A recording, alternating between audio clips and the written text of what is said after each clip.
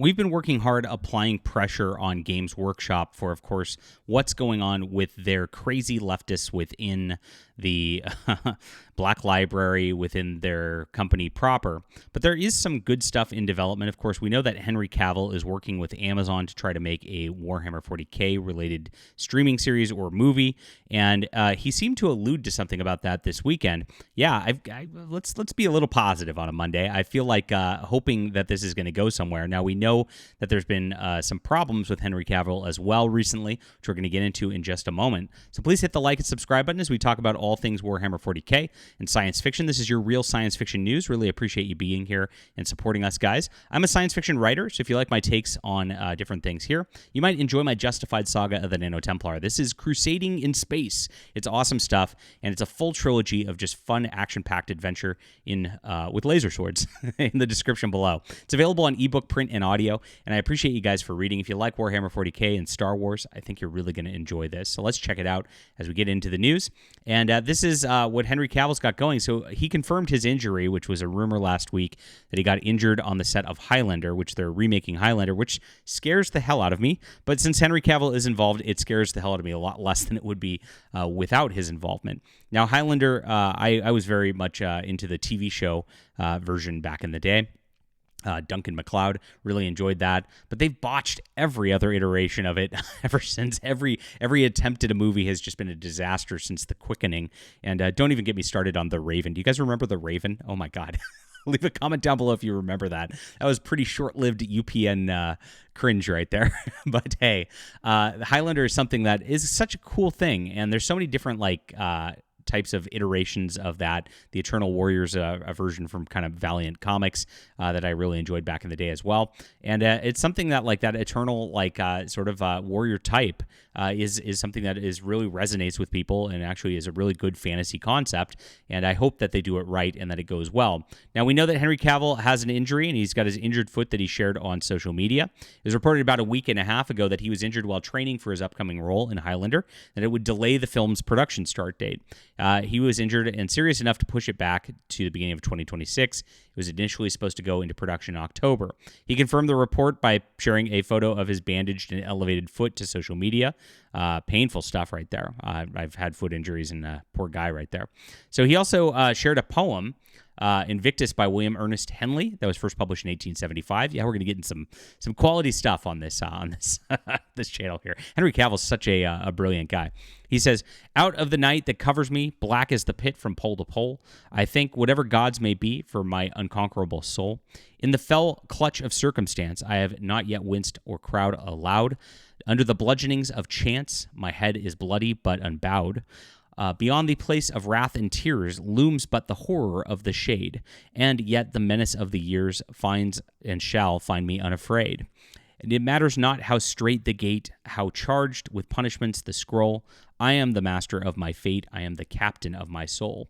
Now, this poem appears to be a reference to his upcoming Warhammer 40K film, and this is why. And so we didn't know how far this was going into development. I know there was a lot of speculation last year that Amazon might not even pick it up and they might not come to a deal with it. It seems like it is maybe going forward at this point, because Henry Cavill is, of course, talking about it and making vague references with this, which is what we can speculate right here, which is a good thing.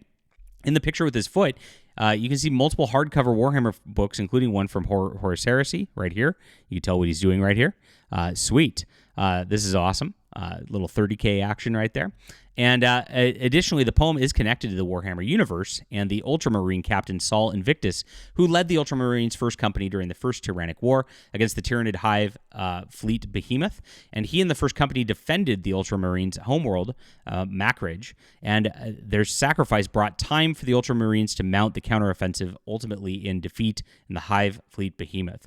So these events are told in the Codex Ultramarines 2nd edition, and in that rulebook there, and that poem is referenced there. And so since he's referencing that poem, and he's got the book right there, probably is talking about Warhammer and is interested, and this could be a sign that this is getting into some development for the Amazon deal, which would be great. Again, with Henry Cavill's involvement, you know that he's somebody who actually cares about the lore. You know that he's somebody who actually cares about just preserving this and keeping it right and not being a heretic, of course. And with this, I really hope that, of course, they're moving in a right direction and that they're going to make this something bigger and better than ever. Now, as Warhammer 40K is getting more and more pushback from the fans and the like, we are seeing that they are making the moves that are a good thing. They actually did, over the weekend, fire their editor who was celebrating Charlie Kirk's just terrible assassination, and that was based because there was a letter-writing campaign that was, of course, calling out the terrible leftism. Not only just he, but other people like Mike Brooks have done over the years, who have turned off a lot of fans in the process of dealing with Warhammer 40K. And we do hope that things have changed and that times are changing at the company. Now, we urge you to, if you are a part of this letter-writing campaign that's been going on, to continue to do so. And there's some actual actions here.